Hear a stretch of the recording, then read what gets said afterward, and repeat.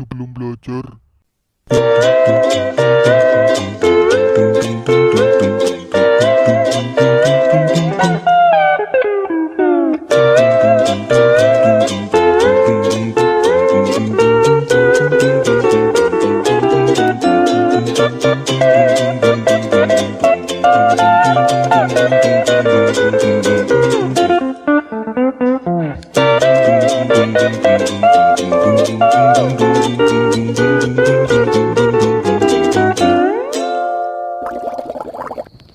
Saya Iliana Nur Latifah dengan NIM 12208193005 akan menjelaskan tentang sistem syaraf dengan bab perkembangan pada sistem syaraf. Bahasan yang pertama yaitu tentang perkembangan sistem syaraf. Pembentukan sistem syaraf atau neurulasi diawali dengan notokord yang menginduksi ektodem menjadi jaringan saraf. Tahapan neurulasi dimulai ketika sel ektodem yang diinduksi oleh notokord membentuk neural plate atau lempeng saraf dan membentuk neural groove dan neural fold. Neural fold ini membentuk tabung syaraf atau neural tube. Tepi lateral yang terangkat dari plat saraf membentuk lipatan syaraf, sedangkan daerah pada garis tengah yang tertekan dari plat membentuk alur yang disebut dengan alur syaraf.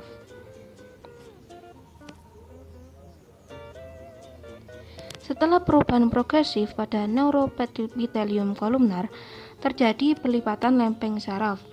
Sel-sel di atas notokord menjadi berbentuk seperti baji. Perubahan ini yang berkontribusi pada plat saraf menjadi struktur berbentuk V dengan sumbu ventral garis tengah. Sel-sel neuroepitel yang berkontak dengan sel-sel ektodermal permukaan juga menjadi berbentuk baji dengan apeksnya yang terletak pada lamina basalis. Proliferasi sel pada aspek medial lipatan syaraf menyebabkan struktur ini secara bertahap saling mendekati di garis tengah, bertemu dan menyatu membentuk tabung syaraf yang membungkus kanal syaraf pusat. Penutupan tabung syaraf dimulai pada tingkat somit keempat, dan dari titik ini berlanjut ke cranial dan caudal dengan cara yang mirip dengan penutupan pengikat resleting. Ujung kranial dan kaudal tabung syaraf yang tetap paten untuk sementara waktu disebut dengan neurosporus, rostal, dan kaudal. Untuk waktu yang singkat sebelum penutupan neuropori, kanal syaraf berkomunikasi langsung dengan rongga amnion, karena otak dan sumsum tulang belakang yang sedang berkembang memiliki suplai vaskular yang terbatas pada tahap ini dalam perkembangannya.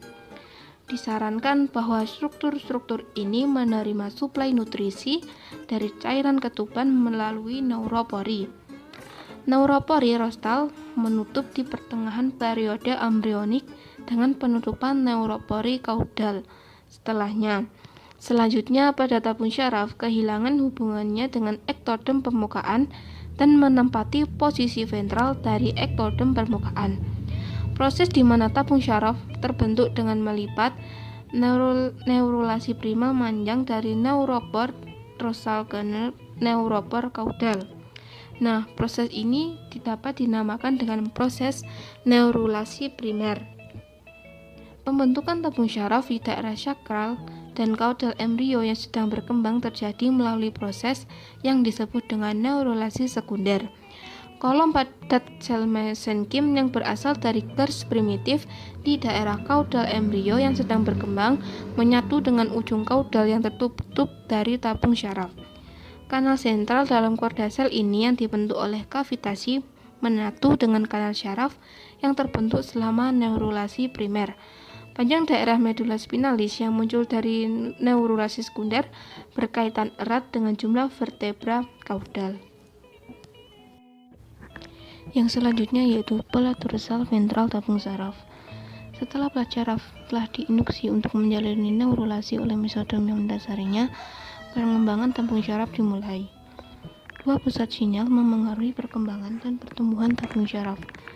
Neural plate atas bergabung dengan BMP4 dan BMP7, sedangkan pada neural plate bawah dipengaruhi oleh sinyal SHH. BMP4 merupakan protein yang memiliki molekul persinyalan yang sangat penting untuk diferensiasi awal embrio. dan pembentukan sumbu dorsal ventral. Sedangkan protein BMP7 merupakan protein yang menjadi peran kunci dalam transformasi sel mesenkim. Sedangkan SHH yang biasa disebut dengan landak sonik merupakan molekul persinyalan yang menjadi kunci dalam mengatur morfogenesis embrionik. Protein BMP4 diekspresikan dan disekresikan oleh sel pelat atap, dan SHH juga diekspresikan dalam sel pelat bawah. Protein B4 memicu kaskade bersarang dari Crohn faktor beta yang berdifusi secara ventral ke dalam tabung syaraf, sementara SHH berdifusi ke dorsal. Tabung syaraf terkena gradien molekul sinyal ini sepanjang sumbu dorsal ventral.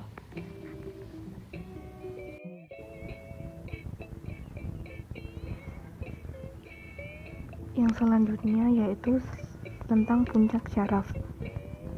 Selama terjadinya fusi lipatan syaraf, populasi sel khusus yang berasal dari neuropitel berkembang di sepanjang tepi lateral pada lipatan syaraf dan ektodem permukaan.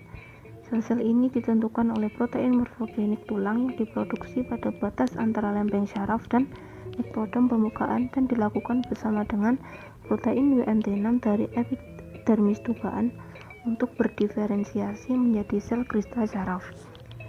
Ketika diinduksi oleh faktor-faktor ini, sel-sel neuropitel mengubah karakteristiknya menjadi sel-sel yang mirip mesenkim dan menembus lamina basal lempeng syaraf. Dengan adanya protein WNT, fibroblast Crohn faktor, BMP4 dan BMP7, ekspresi SRUK dan ROP diinduksi dalam sel-sel khusus ini. SRUK dan ROP ini memiliki peran penting dalam migrasi sel kristal syaraf. Selama migrasi sel kristal syaraf, paparan konsentrasi yang berbeda dari faktor persinyalan BMP dan WNT dapat memengaruhi penentuannya dalam menjadi tipe sel yang ditentukan. Beberapa turunan sel kristal syaraf bukan merupakan komponen sistem syaraf. Komponen sistem syaraf yang berasal dari sel kristal syaraf antara lain yaitu ganglia akar dorsal, ganglia otonom, dan sel glial dari sistem syaraf perifer. Yang selanjutnya yaitu diferensiasi komponen seluler tabung. Pada gambar A merupakan gambar 3 lapisan tabung syaraf. Tabung syaraf pada awalnya dilapisi dengan sel neuropitel kolumnar pseudostratifikasi yang menimbulkan dua jenis sel yaitu sel progenitor neural dan glial. Neuroblast berdiferensiasi menjadi neuron sistem syaraf pusat, sementara glioblast memunculkan sel pendukung. Setelah diferensiasi sel epitel syaraf, tabung syaraf terdiri dari 3 lapisan yang berbeda, yaitu lapisan ependimal dalam ventricle, yang kedua yaitu lapisan mantel tengah atau perantara, yang terakhir yaitu lapisan marginal luar.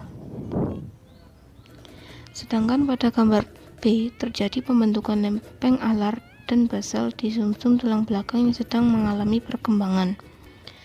Neuroblast pada tahap awal berdiferensiasi memiliki karakteristik inti bulat besar dengan nukleoplasma yang pucat dan nukleolus yang menonjol. Sel-sel ini bermigrasi keluar dari lapisan ependimal dan membentuk lapisan mantel.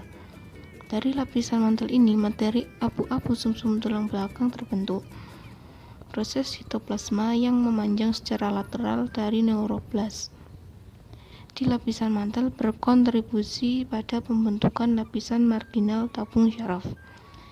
Selain produksi neuroblast dan sel-sel turunan glial, neuropitel berdiferensiasi menjadi sel ependimal yang membentuk lapisan ventrikel otak dan kanalis centralis medulospinalis. Jenis sel pendukung ketiga dari sistem syaraf, sel mikroglia yang berasal dari mesenkim dan secara aktif fagosit tiba di sistem syaraf pusat setelah mengalami vaskularisasi. Neuroblast di daerah punggung dan perut lapisan mantel di kedua sisi garis tengah berkembang biak dengan cepat dan menghasilkan pembentukan penebalan punggung dan perut kiri dan kanan. Penebalan dorsal yang membentuk lempeng alar diisi oleh neuroblast. Kemudian pada gambar C yaitu penyatuan lempeng alar dan basal yang membentuk materi abu-abu sumsum tulang belakang terdiri dari tanduk punggung dan perut. Neuroblas menjadi neuron dan disebut sebagai interneuron yang berperan dalam menyampaikan impuls sensorik. Penebalan ventral yang menonjol dan yang membentuk lempeng basal diisi oleh neuroblas yang menimbulkan neuron motorik. Alur longitudinal kiri dan kanan terbentuk di sepanjang dinding bagian dalam kanal saraf pusat dan masing-masing disebut sebagai sulcus limitans. Alur ini membatasi batas antara plat alar sensorik dorsal dan plat basal motorik ventral. Plat alar dan basal mengembang karena pembelahan sel yang dipercepat dan keempat lempeng tersebut menyatu membentuk area abu-abu dan berbentuk seperti kupu-kupu yang terlihat jelas pada penampang sumsum tulang belakang. Baik, di sini saya akan melanjutkan penjelasan tentang yang pertama yaitu komponen sistem saraf. Berikutnya, myelinisasi serabut saraf perifer. Selanjutnya, perubahan posisi relatif tulang belakang, tali pusat, dan kolumnar vertebralis yang sedang berkembang, anomali spinal cord, dan diferensiasi dari subdivisi otak. Yang pertama yaitu komponen sistem saraf. Neuroblas di lempeng basal berdiferensiasi berkembang proses sitoplasma dan menjadi neuron motorik. Sel saraf yang memiliki lebih dari satu proses dendritik adalah disebut sebagai neuron multipolar. Dari setiap segmen sumsum tulang belakang, akson tumbuh keluar melalui tepi lapisan tali pusat dan masuk ke kanal vertebralis. Neuron sistem akar ventral meninggalkan kanal vertebral melalui interforamen vertebral di sisi dari mana mereka berasal dan mempersarafi organ efektor. Komponen sensorik saraf tulang belakang berdiferensiasi dari neuroblas di ganglia akar dorsal. Dua proses sitoplasma berasal dari setiap neuroblas di ganglia akar dorsal. Satu proseseus meluas ke dalam cornu dorsalis medula spinalis, dan proses lainnya yang meninggalkan kanal tulang belakang oleh foramen intervertebralis berakhir di sensorik reseptor di organ seperti kulit. Di sebagian besar misalnya proses saraf sensorik di dalam dorsal tanduk membentuk sinapsis dengan interneuron di materi abu-abu tanduk punggung. Ini adalah merupakan gambar dari asal diferensiasi dan pematangan neuron berbagai jenis sel glial dan sel epidimal dari sistem saraf pusat. Berikutnya, interneuron dapat membentuk bersinaps dengan salah satu neuron motorik ventral ipsilateral atau mereka mungkin bersinapsis dengan neuron motorik pada tanduk ventral kontralateral, membentuk dalam kedua kasus lengkung refleks multisinaptik. Kadang-kadang proses dari ganglia akar dorsal dapat membentuk sinapsis secara langsung dengan neuron motorik di kornu ventral medula dan membentuk lengkung refleks monosinaptik. Akson diturunkan dari interneuron dapat menembus lapisan marginal korda dan meluas ke kranial membentuk sinapsis pada tingkat yang lebih tinggi di dalam kabel. Atau mereka mungkin berlanjut sebagai saluran saraf yang membentuk sinapsis di otak inti. Refleks monosinaptik dan multisinaptik justru berpartisipasi dalam apa yang disebut sebagai umum sistem persarafan somatik. Saraf tulang belakang mengandung eferen somatik umum dan aferen somatik umum serat. Dalam perkembangan komponen eferen visceral umumnya dari saraf tulang belakang. Akson saraf tulang belakang, neuron motorik yang muncul dari tanduk lateral sumsum tulang belakang meninggalkan kanal tulang belakang melalui vertebral foramina dan membentuk sinapsis dengan neuron di ganglia dari sistem saraf otonom. Serabut otonom pasca ganglia berakhir di organ efektor seperti otot, jantung, kelenjar. Dengan demikian, visceral sistem eferen saraf tulang belakang membutuhkan dua neuron dibanding dengan sistem eferen somatik yaitu sistem neuron tunggal.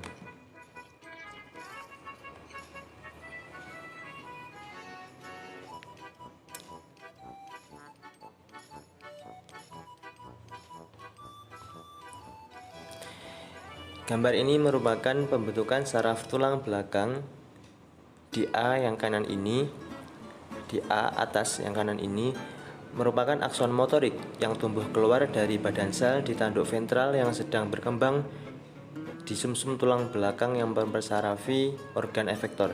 Satu proses dari neuroblas di ganglia akar dorsal tumbuh menjadi tanduk dorsal mengembangkan sumsum tulang belakang, sementara proses lainnya berakhir di reseptor sensorik somatik. Dan sedangkan yang gambar A, tapi bagian yang kiri, akson motor tumbuh keluar dari sel tubuh di tanduk lateral sumsum tulang belakang berkembang menuju ganglion otonom.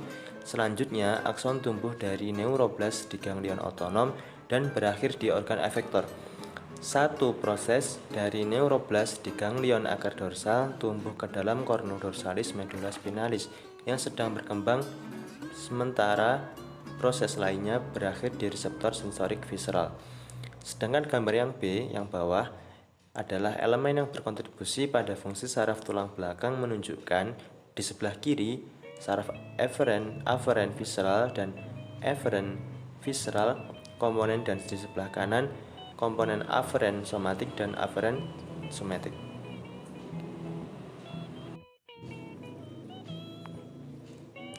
Yang berikutnya adalah mielinisasi serabut saraf perifer. Sel Schwann, sel neurolemal yang diturunkan dari puncak saraf, berpartisipasi dalam mielinisasi serabut saraf perifer. Dalam proses ini, sel-sel neurolemal digambarkan membungkus sekitar akson, membentuk selubung mielin. Sejauh mana sel neurolemal melilit saraf menentukan apakah serat saraf diklasifikasikan sebagai saraf bermielin berserat atau sebagai saraf berserat non-mielinate.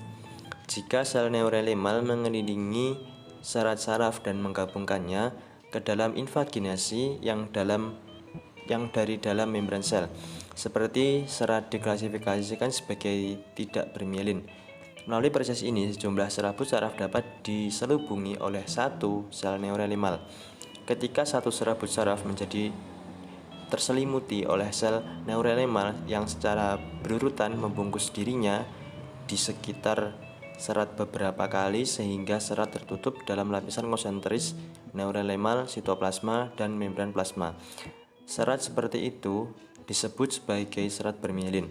Dalam proses mielinisasi, sitoplasma sel neurolemal diekstruksi dan membran plasma berlapis dari sel neurolemal menyatu membentuk selubung mielin. Yang berikutnya adalah perubahan posisi relatif tulang belakang, tali pusat, dan kolumna vertebralis yang sedang berkembang. Menjelang akhir periode embrionik, tulang belakang tali pusat memiliki panjang yang sama dengan kanalis vertebralis, dan tulang belakang saraf keluar dari kolumna vertebralis melalui foramen invertebralis pada tingkat yang sesuai dengan titik asal. Namun selama periode janin, kolom vertebral tumbuh pada tingkat yang lebih cepat daripada tulang belakang tali. Jadi pada periode akhir janin, sumsum tulang belakang jauh lebih pendek dari kanalis vertebralis, dan pada spesies hewan domestik yang berbeda berakhir pada tingkat yang berbeda di daerah lumbosakral. Selama periode ini, perkembangan sedikit jika ada neuron yang berdiferensiasi di ujung kaudal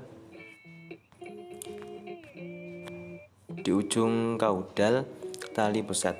Dengan demikian, ekstremitas kaudal dari sumsum tulang belakang meruncing dan membentuk struktur yang disebut sebagai konus medularis. Kaudal ke konus medularis, sebagian terminal dari sumsum tulang belakang terdiri dari untaian glial dan ependimal. Yang berikutnya adalah anomali pada spinal cord. Kegagalan tabung saraf untuk menutup kemungkinan timbul dari kesalahan induksi notochord yang mendasarinya dan dari jangkauan faktor teratogenik yang mempengaruhi kondisi normal diferensiasi neuroepitel. Cacat mungkin memanjang sepanjang tabung saraf atau terbatas pada daerah kecil dari tabung. Kegagalan ini penutupan tabung saraf berdampak buruk pada diferensiasi sistem saraf dan perkembangan kolom vertebral. Induksi lengkung vertebra di atasnya terganggu oleh kegagalan tabung saraf untuk menutup. Jika lengkungan gagal untuk menyatu di sepanjang garis tengah punggung vertebra terbuka yang dihasilkan saluran yang disebut spina bifida. Seperti gambar di slide ini, secara harfiah menunjukkan celah di tulang belakang itu bisa mengakibatkan defisit motorik dan sensorik dan dapat menjadi predisposisi untuk berbagai kondisi klinis yang parah termasuk infeksi kronis. Cacat yang terkait dengan spina bifida berkisar dari anomali kecil dengan sedikit signifikasi klinis ke kondisi yang lebih serius yang selalu mengarah sampai kematian pada hewan. Yang gambar A ini adalah spina bifida occulta dan yang B yaitu meningosol dan yang C ini meningomyelosol dan yang D yaitu recessisis. Yang dihasilkan dari kegagalan tabung saraf untuk menutup dan kegagalan dalam pengembangan struktur tulang belakang yang terkait. Penjelasan yang pertama untuk gambar A yaitu merupakan cacat hasil dari kegagalan lengkungan vertebral dari satu atau dua tulang belakang untuk menutup yang akibatnya durameter terletak di bawah kulit. Sumsum tulang belakang dan akar saraf tulang belakang berkembang secara normal dan neurologis, gejala biasanya tidak ada. Pada manusia satu-satunya tanda cacat ini mungkin seberkas kecil rambut di atas wilayah yang terkena dampak. Jika lebih dari dua vertebra yang terlibat dan terutama jika durameter pecah, meningen cenderung berherniasi melalui lubang, mengakibatkan tonjolan subkutan menonjol yang mengandung arachnoid, membran, dan cairan cerebrospinal. Jika tali pusat dan akar saraf tulang belakang tetap pada posisinya dan hanya meningen yang herniasi cairan, anomalinya adalah disebut sebagai meningosol, yaitu gambar B. Neurologis minor tanda-tanda mungkin terlihat pada meningosol dan cacat dapat diperbaiki dengan pembedahan. Ketika sumsum tulang belakang menjadi terlantar dan menempati posisi dalam fluida yang terisi penonjolan arachnoid, kondisi ini dikenal sebagai meningomyelosol, yaitu gambar C. Perpindahan sumsum tulang belakang biasanya mengakibatkan kerusakan pada akar saraf tulang belakang, menyebabkan gejala neurologis yang bervariasi kerasnya. Kegagalan total tabung saraf untuk menutup yang disebut sebagai recessisis selalu berakibat fatal, yaitu digambarkan oleh gambar D. Dalam populasi manusia, disarankan agar pembuahan sel telur yang melewati waktu optimal untuk pembuahan dapat menyebabkan insiden yang lebih tinggi dari anomali tabung saraf. Diagnosis prenatal spina bifida dapat dibuat dengan deteksi kadar veotoprotein yang abnormal tinggi dalam cairan ketuban atau dengan ultrasonografi.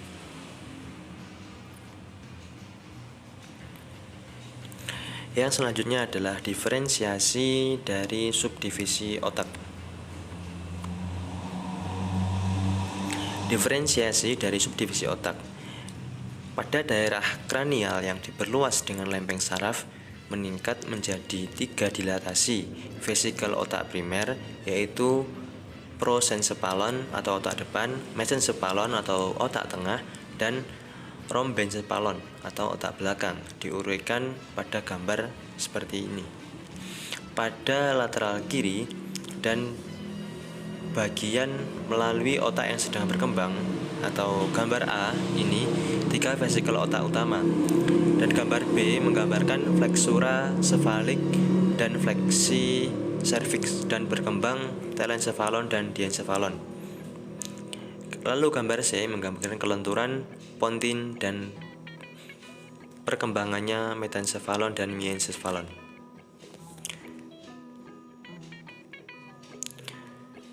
Mungkin seperti itu. Berikut merupakan vesikel otak primer, subdivisi otak dan turunan utamanya, dan ventrikel terkait. Prosencephalon atau otak depan, subdivisi otaknya meliputi telencephalon dan diencephalon. Derivatif utamanya kalau telencephalon yaitu adalah korteks cerebral, inti basal, dan sistem limbik. Sedangkan diencephalon derivatif utamanya adalah epitalamus, talamus, dan hipotalamus. Pada telencephalon, ventrikel terkait adalah ventrikel lateral, sedangkan pada diencephalon, ventrikel terkaitnya adalah ventrikel ketiga. Vesikel otak primer berikutnya adalah mesencephalon atau otak tengah. Subdivisi otaknya hanya merupakan mesencephalon. Derivatif utama bisa menjadi tectum, corpora, quadrigemina, tegmentum, dan batang otak. Sedangkan ventrikel terkait adalah saluran air mesencephalic. Vesikel otak primer yang terakhir yaitu rhombencephalon atau otak belakang yang memiliki dua subdivisi otak, yaitu yang pertama adalah metencephalon dan yang kedua adalah mielencephalon. Derivatif utama dari metencephalon yaitu pons dan otak kecil, sedangkan pada mielencephalon ada derivatif utamanya adalah medula oblongata. Ventrikel terkait dari metencephalon yaitu bagian rostral dari ventrikel keempat, sedangkan pada mielencephalon ventrikel terkaitnya berupa bagian kaudal ventrikel keempat. Saya Imratus Solihah dengan NIM 12208193009 ingin mempresentasikan submateri terkait diferensiasi subdivisi otak yang menyambung sebelumnya dengan materi yang telah dijelaskan oleh teman sekelompok saya. Nah, di sini ada gambar penampang melintang melalui mielencephalon. Mielencephalon merupakan subdivisi paling kaudal dari otak. Mielencephalon merupakan struktur yang mengakomodasi yang ditandai perbedaan morfologi antara otak dengan tulang belakang, sebuah struktur yang saling berhubungan. Nah, pada panah gambar tersebut menunjukkan migrasi sel dari lempeng alar ke inti olivari.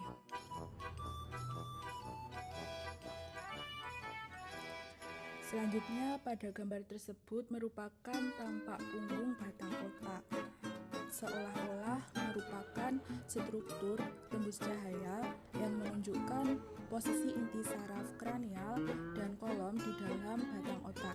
Inti dan kolom yang berkembang di plat basal ditunjukkan di sebelah kiri, sedangkan inti dan kolom yang berkembang di lempeng alar ditunjukkan di sebelah kanan. Pelat basal mengandung 3 kelompok inti motorik jenderal yang diposisikan secara medial inti eferen somatik saraf kranial 6 dan 12, inti eferen visceral umum yang diposisikan secara lateral saraf kranial ditunjukkan dengan huruf Romawi 7, 9, dan 10, dan visceral khusus inti eferen saraf kranial yang ditunjukkan dengan huruf Romawi 7, 9, dan 10 terletak dalam posisi menengah antara medial dan lateral inti.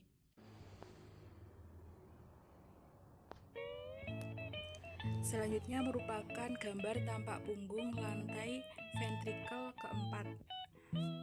Nah, daerah dorsolateral dari lempeng alar dari rhombencephalon yang lipat ke medial membentuk rombi bibir dilihat dari atas. Rhombencephalon merupakan struktur berbentuk V dengan titik V diarahkan menuju mesencephalon.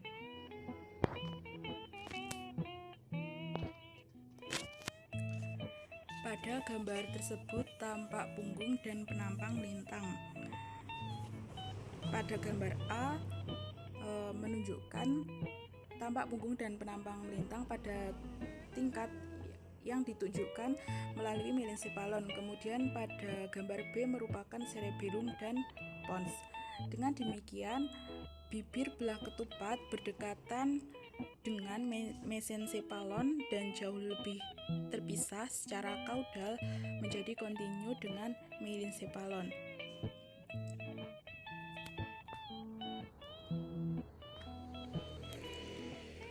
Selanjutnya, pada gambar tersebut tampak punggung dan bagian longitudinal dari cerebellum yang sedang berkembang, menunjukkan dimulainya pelipatan permukaan. Merupakan lanjutan proliferasi sel, bibir belah ketupat bertemu dan sekering di wilayah rostral, pembentukan rhombencephalon, struktur tunggal di atas ventrikel keempat, primordium otak kecil.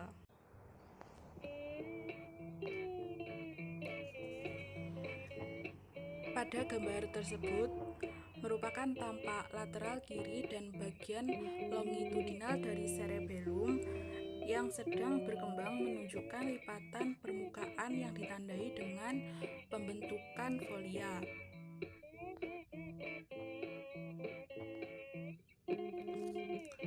Gambar tersebut merupakan bagian melalui korteks cerebellar. Merupakan tampilan yang diperbesar, menunjukkan 3 lapisan seluler definitif dari korteks cerebellum. Dalam bentuk akhirnya, korteks cerebellar terdiri dari lapisan molekular yang mengandung keranjang dan bintang sel, lapisan Purkinje tengah, dan granular bagian dalam lapisan.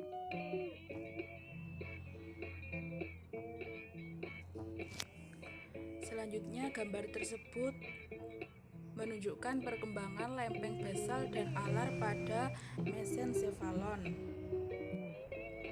Pada gambar A merupakan tahap perkembangan. Selanjutnya, pada gambar B menunjukkan pelat alar dan basal, kanal saraf yang lebar, dan migrasi sel dari lempeng alar. Kemudian gambar C merupakan bagian melalui mesencephalon yang menunjukkan ukuran saluran air mesencephalic yang berkurang dan perkembangan inti motorik dan sensorik dari lempeng basal dan alar. Pada gambar tersebut juga ada jus cerebri yang merupakan anterior bagian dari gagang bunga otak yang berisi saluran bermotor, perjalanan dari korteks cerebral dengan pons dan tulang belakang.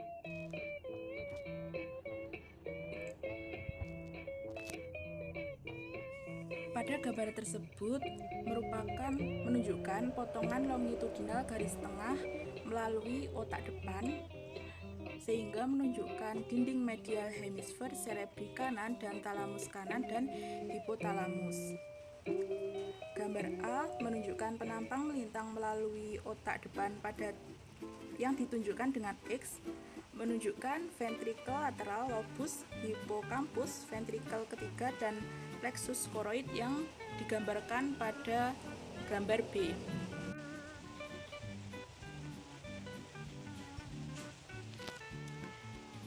Pada gambar tersebut, gambar A merupakan potongan longitudinal garis tengah melalui otak depan. Gambar B merupakan penampang melintang melalui otak depan pada yang ditunjukkan dengan X. Selanjutnya, pada gambar C merupakan penampang melintang melalui otak depan yang ditunjukkan dengan Y.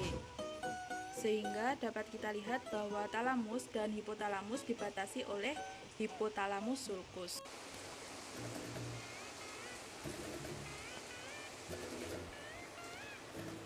Gambar A menunjukkan potongan longitudinal garis tengah melalui otak depan pada periode awal janin, sedangkan gambar B menunjukkan penampang melintang yang ditunjukkan dengan X.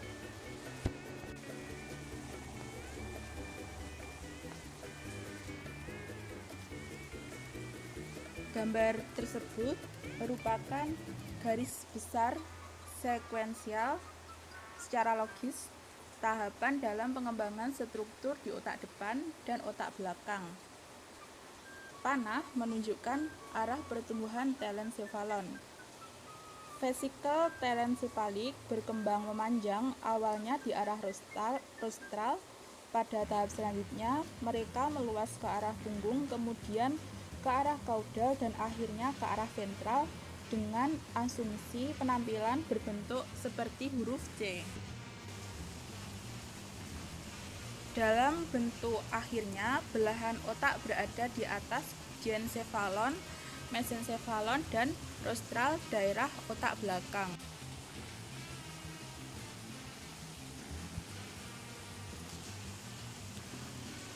Berikut merupakan tabel yang menjelaskan terkait peran fungsional daerah otak.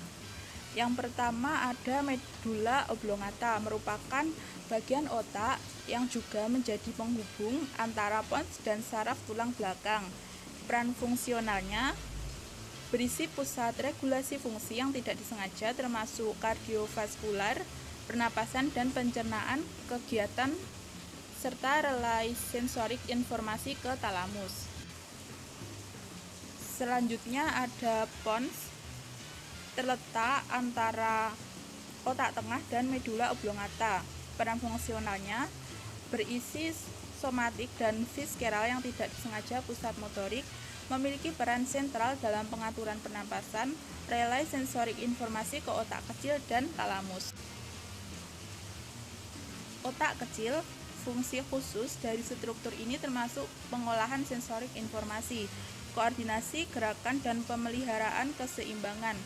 Indrawi masukkan ke dalam otak kecil berada dari reseptor somatik di perifer tubuh dan dari reseptor untuk keseimbangan dan yang terletak di telinga bagian dalam. Otak tengah, peran fungsionalnya kontrol gerakan mata, sinyal relay untuk refleksi visual dan pendengaran. Talamus, relay utama dan pusat pemrosesan untuk informasi sensorik. Kemudian hipotalamus berisi pusat untuk mengatur suhu tubuh, nafsu makan, keseimbangan cairan dan tanggapan seksual, memiliki peran sentral dalam kontrol sekresi kelenjar endokrin. Selanjutnya otak besar berisi pusat-pusat yang berkaitan dengan pembelajaran dan memori. Pada manusia, otak besar juga berkaitan dengan kemampuan intelektual dan respon emosional. Fungsi lainnya termasuk sukarela dan tidak sukarela, regulasi aktivitas motorik somatik. Yang terakhir ada korteks cerebral. Peran fungsionalnya persepsi, gerakan otot rangka, integrasi informasi, interpretasi, dan informasi sensorik dari kulit, sistem muskuloskeletal, jeroan, dan selera.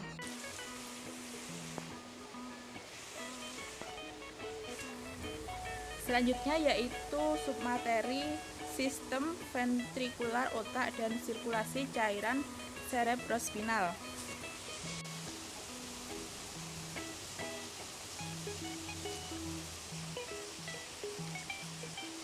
Gambar tersebut menggambarkan sirkulasi dan drainase cairan cerebrospinal di daerah kranial. Gambar A menunjukkan hubungan meningen dengan struktur yang berdekatan di daerah tengkorak. Gambar B di daerah tulang belakang, sedangkan gambar C panah menunjukkan arah sirkulasi cairan cerebrospinal.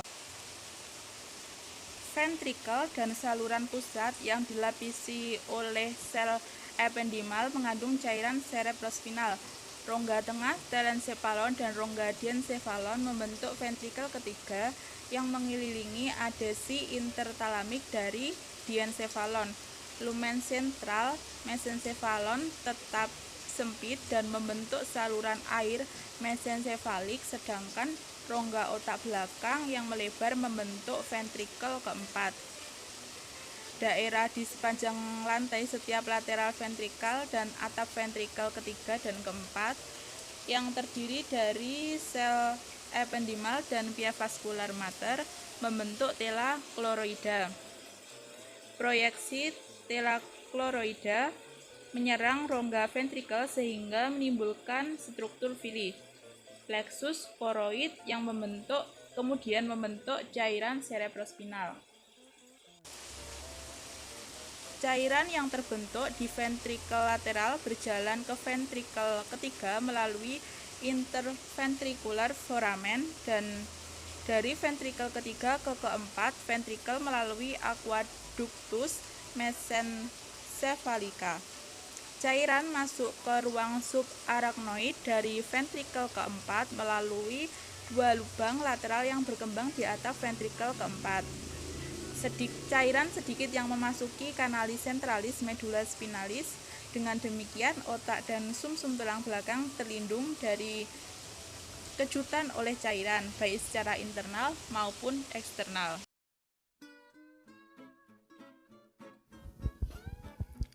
Baik, untuk selanjutnya saya Mujibur Rahman dengan NIM 12081193056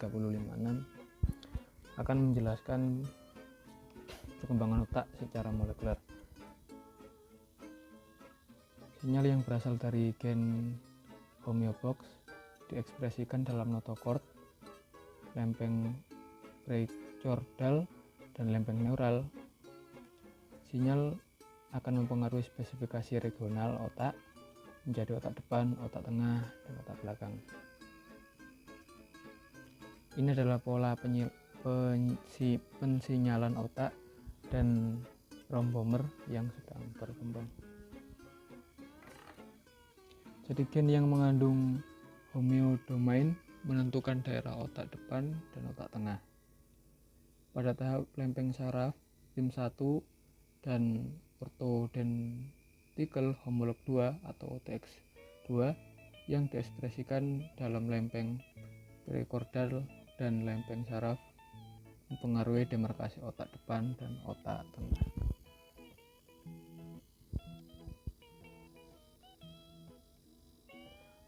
Melihat dari pembentukan lipatan saraf dan lengkung faring, gen homeobox termasuk OTX1, EMX1, dan EMX2 membentuk pola bersarang yang tumpang tindih membentuk daerah otak tengah dan otak depan. ANR akan mengeluarkan FG8 yang menginduksi ekspresi faktor otak 1 yaitu PF1 pada awal embrio.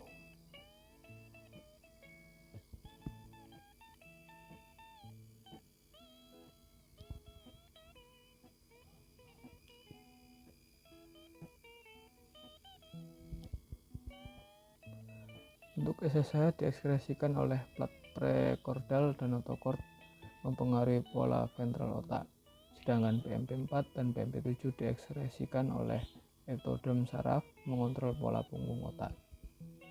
Nah, pada bagian pusat pengorganisasian, ITMUS mengeluarkan FG8 yang menginduksi ekspresi yang mengandung homeobox gen entrailed 1 dan 2 atau disebut EN1 dan EN2, yang kemudian gen-gen ini diekspresikan dalam gradien secara kranial dari ismus. EN1 mengatur perkembangan otak tengah punggung. EN1 dan EN2 berpartisipasi dalam perkembangan otak kecil.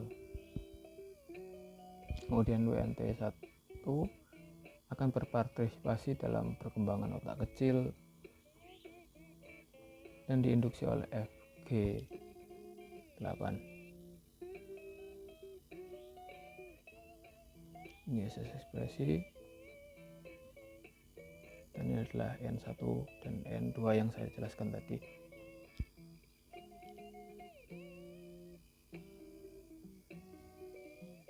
Dalam perkembangan otak juga terdapat sebuah anomali otak dan saraf, yaitu kecacatan yang terjadi pada perkembangan otak dan saraf. Di antaranya, yang pertama adalah eksensephali. Eksensephali adalah kegagalan dalam penutupan neuroplastal yang mengakibatkan dalam perkembangan dan gangguan otak depan yang abnormal. Dengan penyatuan tulang-tulang tengkorak menimbulkan kondisi yang disebut sebagai exensefali. Nah, jadi exensefali ini muncul karena akibat adanya kegagalan dalam penutupan atau reopening tabung saraf anterior. Ini untuk kondisi yang normal. Nah, ketika cacat kranial kecil, mendingan bisa terjadi herniasi dan anomali yang juga disebut meningokol kranial.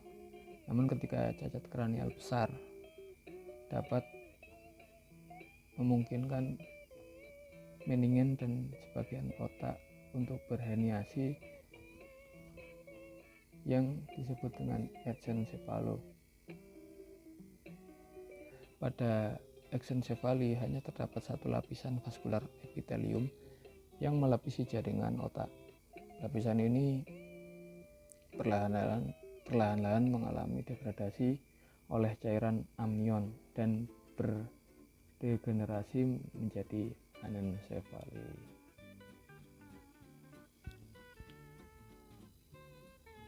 Untuk yang selanjutnya, ini adalah mikroencefali.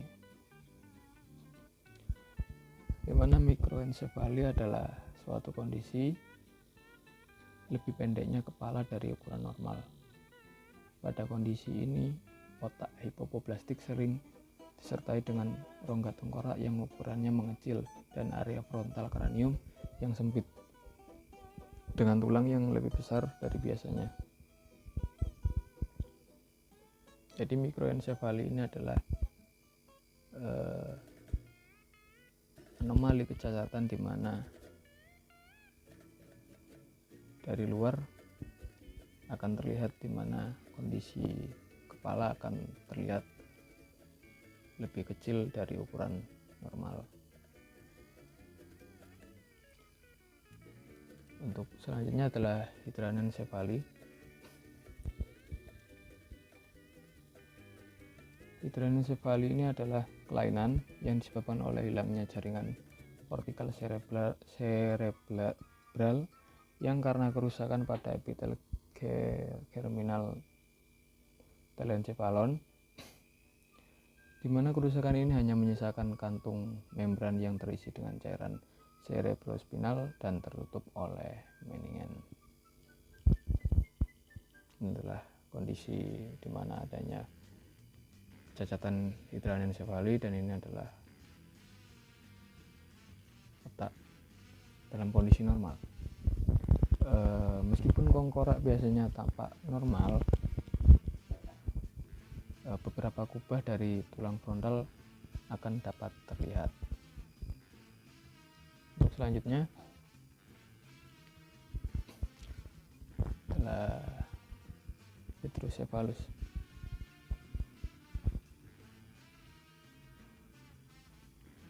Nah, akumulasi dari jumlah cairan cerebrospinal yang berlebihan di rongga tengkorak ini disebut sebagai hidrocephalus. Pada keadaan normal, terdapat cairan otak yang mengisi rongga ventrikel di dalam otak dalam jumlah tertentu, artinya normal. Namun pada hidrocephalus, jumlah cairan otak tersebut berlebihan sehingga menimbulkan penekanan sel otak dan gangguan saraf. Nah, tekanannya sini ya. Nah, jenis-jenis hidrocephalus sendiri ada dua. Yang pertama hidrocephalus kongenital, yaitu kelainan bawaan yang terjadi akibat gangguan di dalam kandungan saat kehamilan, seperti infeksi toksoplasma, kekurangan asam folat, atau penyebab yang lainnya. Yang kedua adalah hidrocephalus yang didapat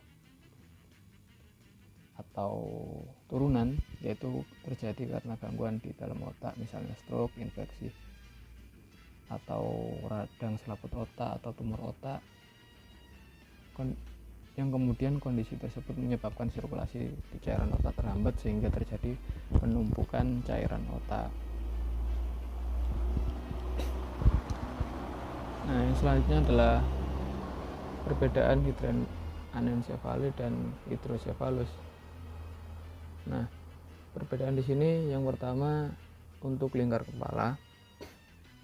Hidranencephaly akan terlihat seperti normal atau lebih kecil, namun pada hidrosefalus lingkar kepalanya akan cenderung lebih membesar.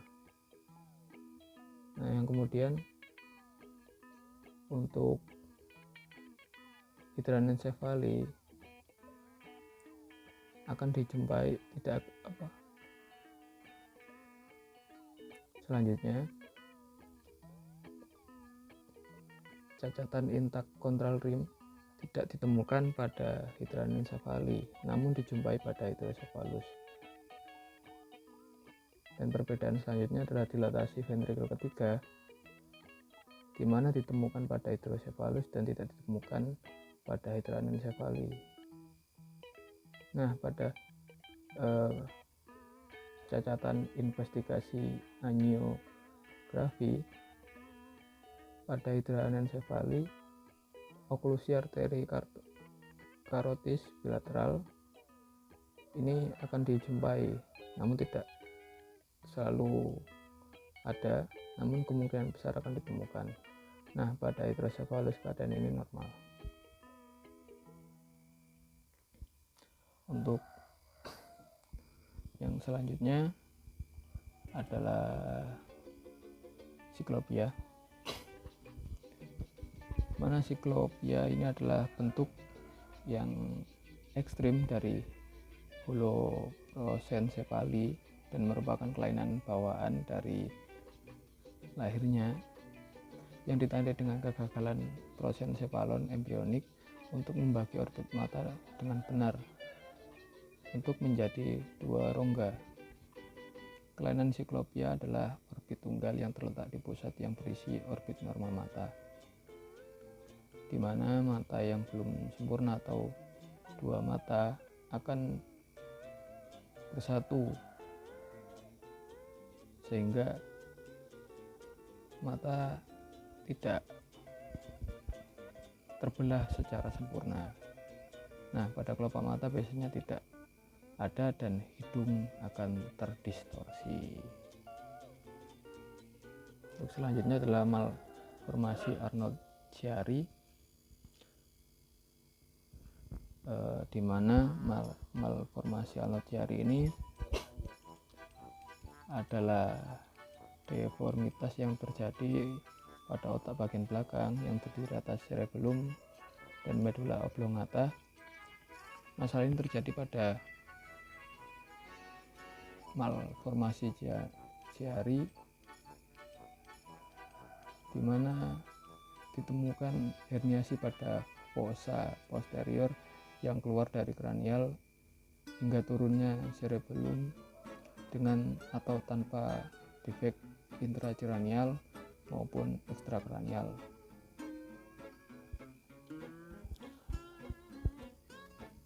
Pada keadaan normalnya, otak kecil dan batang otak terletak di atas lubang yang menghubungkan otak dengan saraf tulang belakang. Pada malformasi Chiari, adanya gangguan pada struktur tulang tengkorak menyebabkan sebagian jaringan otak kecil melewati foramen magnum dan turun ke saluran saraf tulang belakang. Hal ini bisa mengganggu fungsi otak kecil, aliran cairan otak, dan tulang belakang.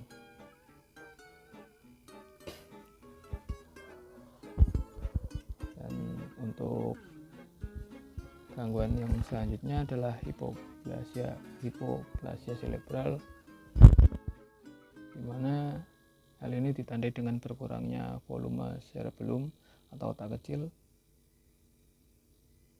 Meskipun bentuk dari otak kecil ini mendekati ukuran normal, ini terdiri dari kelompok heterogen gangguan perkembangan cerebellum yang muncul sebagai ataksia non-progresif dini, hipotonia, dan ketidakmampuan belajar motorik.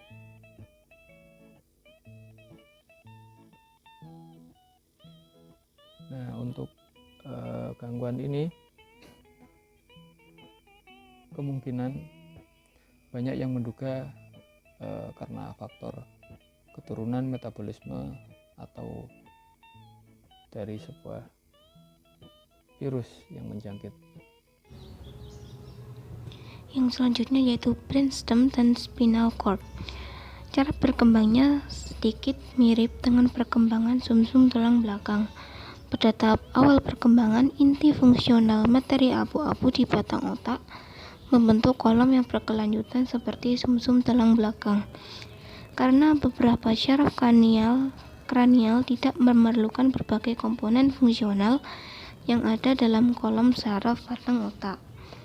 Segmen kolom individu mengalami regresi dan akibatnya beberapa syaraf kranial muncul dari inti diskrit yang masih hidup.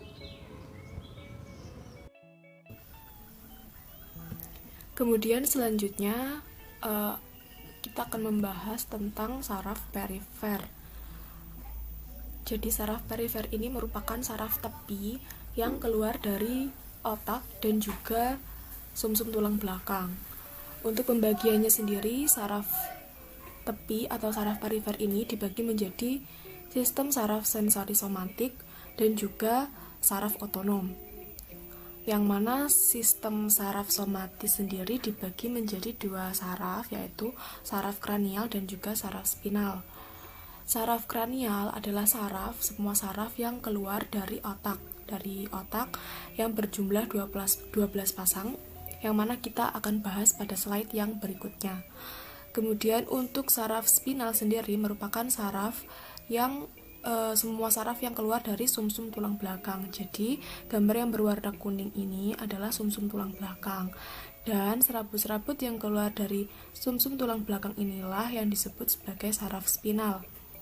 Saraf spinal ini berjumlah 31 pasang dan mempengaruhi alat gerak dan juga dinding tubuh. Kemudian untuk pembagiannya sendiri, secara umum saraf spinal terbagi menjadi 4 bagian. Yang pertama, cervical nerves atau bagian serviks yang berada di bagian leher dan mempengaruhi dan tersebar di daerah tersebut. Yang kedua yaitu thoracic nerves atau bagian torak yang mempengaruhi dan tersebar di daerah punggung atau bagian tengah tubuh. Yang ketiga yaitu bagian lumbar yang mempengaruhi dan tersebar di daerah alat gerak bawah atau bagian pinggang ke bawah. Dan yang terakhir adalah sacral nerve atau bagian sakral, di mana mempengaruhi organ kelamin. Next adalah saraf kranial. Jadi sesuai yang telah dijelaskan sebelumnya bahwa saraf kranial merupakan salah satu bagian dari sistem saraf tepi yang berada di sekitar otak atau berasal dari otak.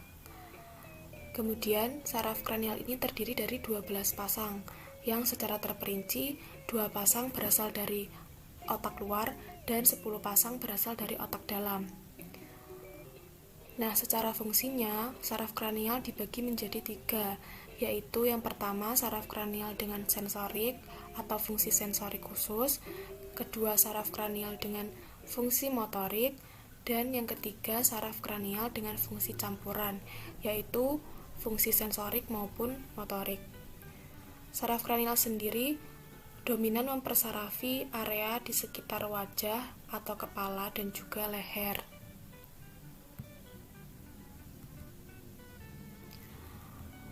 Berikut ini merupakan tabel ke-12 saraf kranial dan juga gambar distribusinya. Saraf kranial yang pertama yaitu saraf olfaktori. Nah, ini adalah bagian dari saraf olfaktori.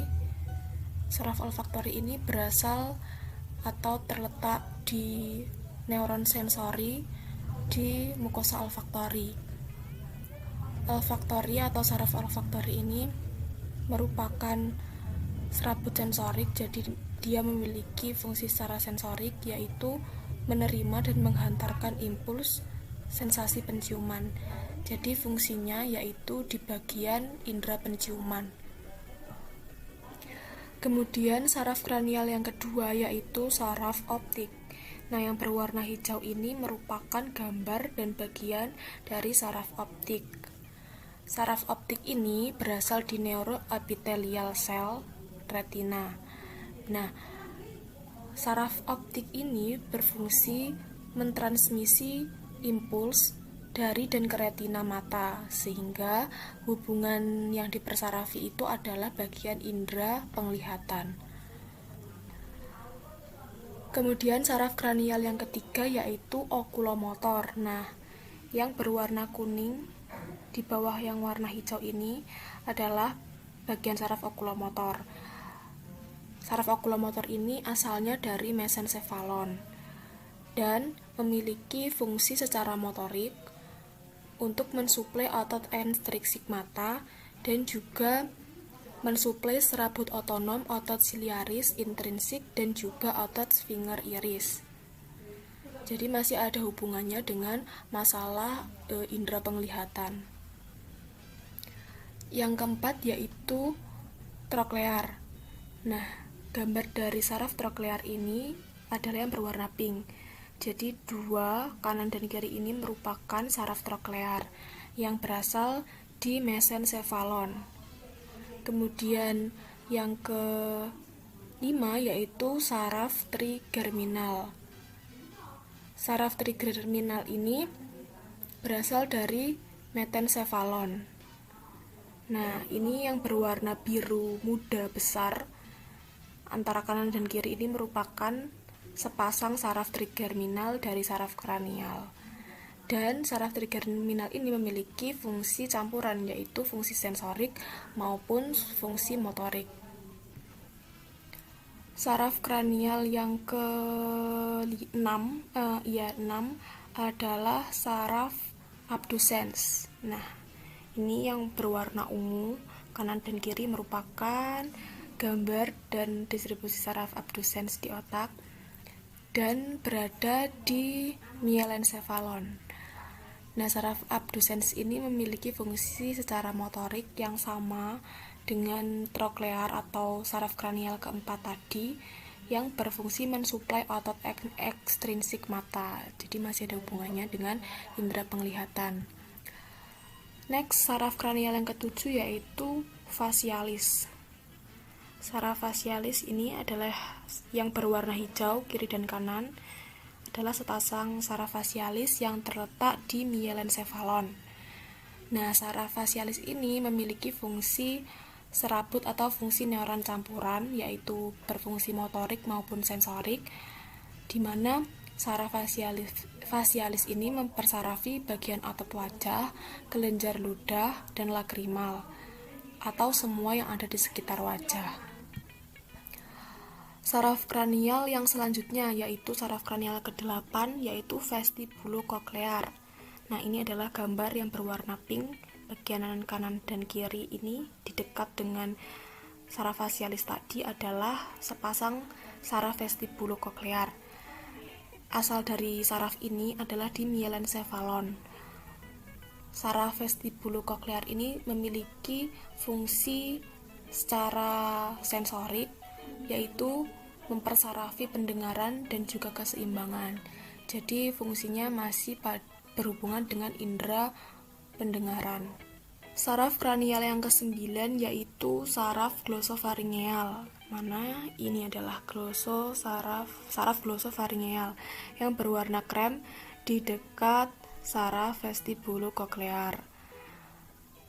Nah, saraf ini berasal di mielencephalon.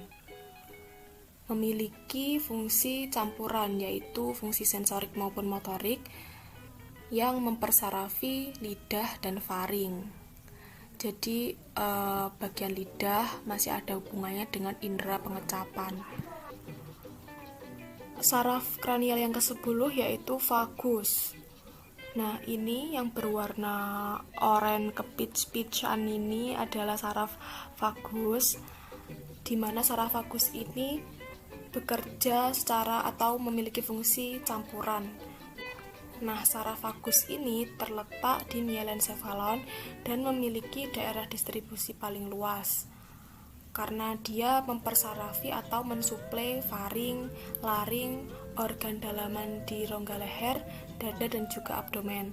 Nah, ketika ke-12 saraf lainnya itu berada dan mempersarafi bagian wajah, nah saraf vagus inilah yang hanya distribusinya paling luas, bisa sampai menjangkau perut dan juga rongga dada. Saraf kranial yang ke-11 yaitu aksesorius. Nah, ini adalah kranial aksesori yang berwarna biru tua.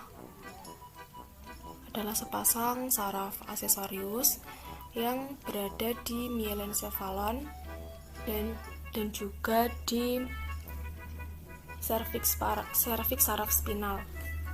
Nah, saraf aksesorius ini fungsinya hampir sama dengan saraf vagus, yaitu bergabung dan berdistribusi dengan serabut vagus, namun jangkauannya masih lebih sempit atau tidak seluas saraf vagus.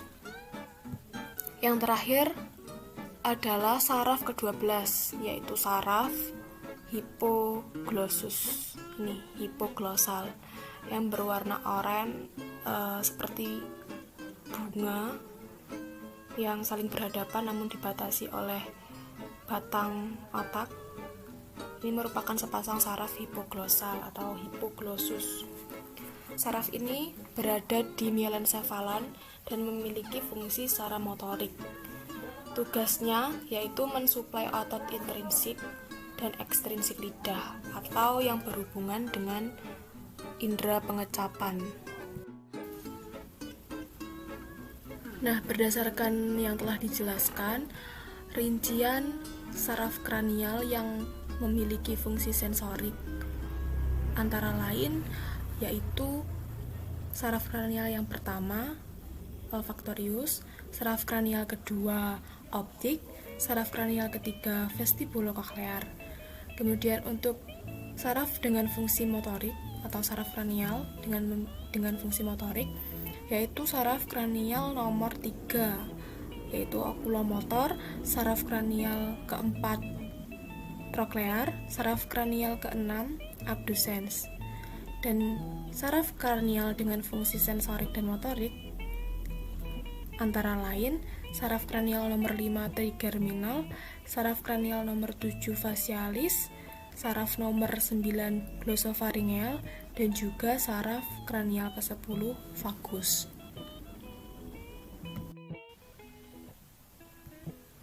Selanjutnya adalah saraf autonomik atau otonom. Jadi saraf otonom ini merupakan subdivisi saraf yang juga masih bagian dari saraf tepi, namun tidak bersama dengan saraf spinal dan juga saraf kranial yang termasuk dalam sensori somatik. Saraf otonomik ini mengatur banyak fungsi tubuh secara tak sadar.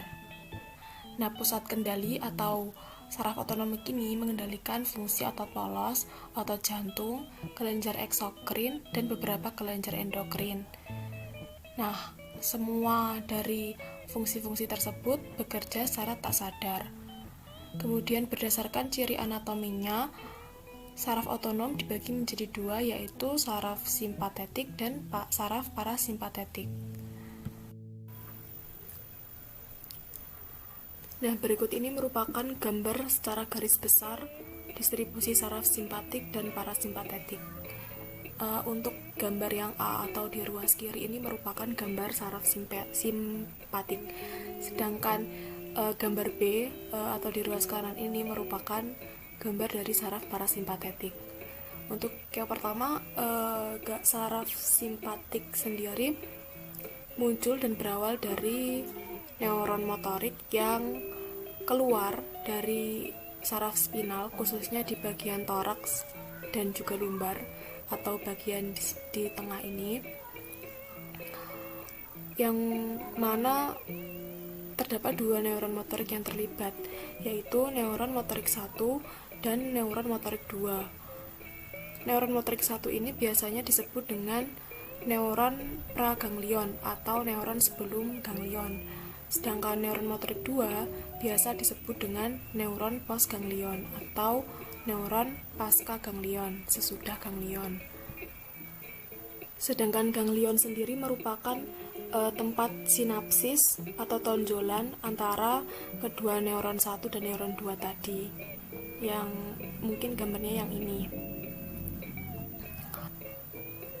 Nah, pada saraf simpatetik, neuron praganglion memiliki bentuk atau panjang yang lebih pendek daripada neuron pasca ganglionnya, sehingga jarak ganglion lebih dekat dengan sumsum tulang belakang atau medula spinalis daripada efektor atau organ target. Nah, untuk saraf parasimpatetik, awalnya neuron motorik muncul atau keluar dari saraf kranial atau saraf di sekitar otak, dan juga muncul di daerah bagian bawah medula spinalis atau saraf spinal, yaitu khususnya di area sakral. Yang ini yang untuk muncul di kranial atau di sekitar otak, dan ini neuron yang muncul di bagian sakral. Baik saraf simpatetik maupun parasimpatetik sama memiliki dua neuron motorik yang terlibat, yaitu praganglion dan postganglion. Namun pada saraf simpatetik ini sendiri, neuron praganglionnya lebih panjang daripada neuron pascaganglion seperti yang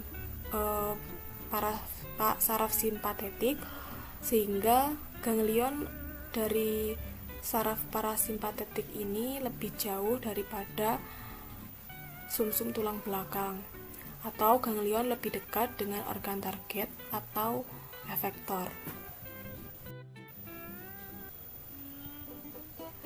Nah, berikut ini merupakan tabel inti asal dan distribusi saraf parasimpatetik yang memuat tentang komponen saraf, asal inti di batang otak atau sumsum tulang belakang, bentuk ganglionnya, dan juga struktur atau daerah yang dipersarafi. Yang pertama, terdapat dua komponen, ya, komponen kranial dan komponen spinal. Komponen kranial yang pertama yaitu saraf kranial ketiga, yaitu okulomotor, di mana berasal dari parasimpatetik nukleus dari saraf kranial 3, yaitu Edinger inti Westphal, yang mempersarafi struktur otot siliaris dan juga otot iris. Kemudian untuk saraf kranial ke-7 yaitu facialis berada di nukleus parasimpatetik dari saraf kranial 7, yaitu rostral inti saliva. Struktur yang dipersarafi adalah kelenjar lakrimal, mandibula hidung, dan sublingual kelenjar ludah. Kemudian yang ketiga dari komponen kranial adalah glosopharyngosus atau saraf kranial ke-9 yang berasal di nukleus parasimpatetik dari saraf kranial 9, yaitu kaudal inti saliva. Struktur atau daerah yang dipersarafi adalah kelenjar ludah parotis dan juga kelenjar ludah zigomatik pada karnivora. Kemudian yang keempat yaitu saraf vagus atau saraf kranial ke-10, di mana terletak di nukleus parasimpatetik dari saraf kranial ke-10 yang mempersarafi daerah trakea, bronkus, jantung, otot halus, dan saluran pencernaan. Kemudian untuk komponen spinal berupa saraf panggul, di mana berada inti parasimpatetiknya dari sakral di tanduk lateral daerah sakral sumsum tulang belakang, kemudian mempersarafi daerah visceral panggul.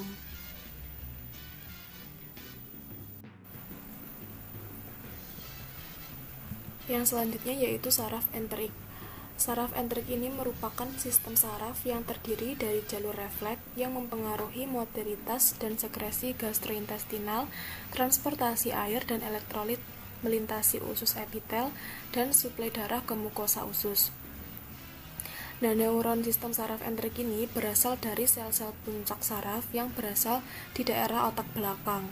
Disebut sebagai sel puncak saraf vagal dengan kemungkinan kontribusi dari sel saraf krista sakral. Puncak sel yang bermigrasi ke dinding usus yang sedang berkembang akhirnya membentuk dua pleksus,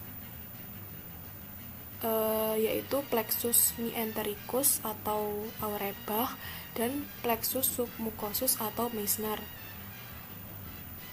Plexus Auerbach ini terletak di antara bagian dalam lapisan dan longitudinal luar, sedangkan plexus submucosus atau Meissner ini terletak di dalam jaringan ikat submukosa dan saling berhubungan. Neuron entrik diklasifikasikan sebagai neuron sensorik, interneuron, dan neuron motorik. Meskipun saraf entrik dapat berfungsi sebagai sistem independen, namun sistem ini juga menerima sinyal dan dipengaruhi oleh sistem saraf otonom. Next, yang terakhir adalah mengenai meninges. Jadi meninges ini merupakan lapisan pelindung pada otak yang berasal dari perkembangan jaringan mesenkim longgar yang kemudian mengembun membentuk selaput pelindung sistem saraf pusat yang terdiri dari 3 lapisan, yaitu dura mater, arachnoid, dan pia mater. Dura mater ini berkembang dari ektomenik yang berbentuk tabung putih berserat tebal dan tersusun dari jaringan fibrosa. Pada ujung kranialnya melekat pada foramen periosteum tengkorak, dan ruang yang berkembang di antara dura mater dan juga perkembangan kanalis vertebralis ini disebut ruang epidural atau epidural space. Yang kedua yaitu arachnoid. Arachnoid ini merupakan lapisan halus di bawah dura mater yang terdiri dari jaringan fibrosa pipih dan lapisan jaringan ikat yang tersusun longgar.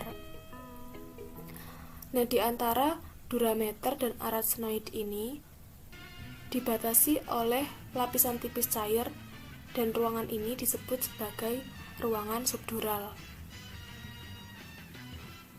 Yang terakhir adalah pia mater. Pia mater merupakan membran yang lebih tipis dibandingkan arachnoid.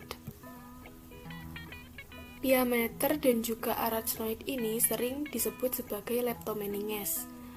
Leptomeninges berasal dari selapis mesenkim yang mengelilingi otak embrio yang kemudian terbagi menjadi bagian parietal membentuk arachnoid mater dan visceral yaitu pia mater.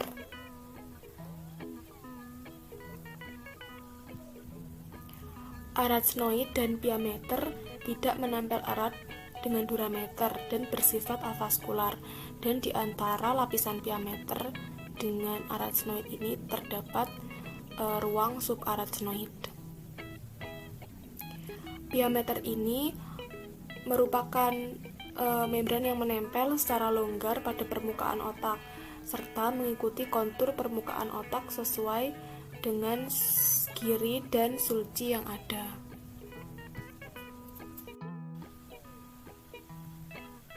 Baik, demikian presentasi dari kelompok 1 mengenai sistem saraf. Ada kurang lebihnya kami mohon maaf. Terima kasih. Wassalamualaikum warahmatullahi wabarakatuh.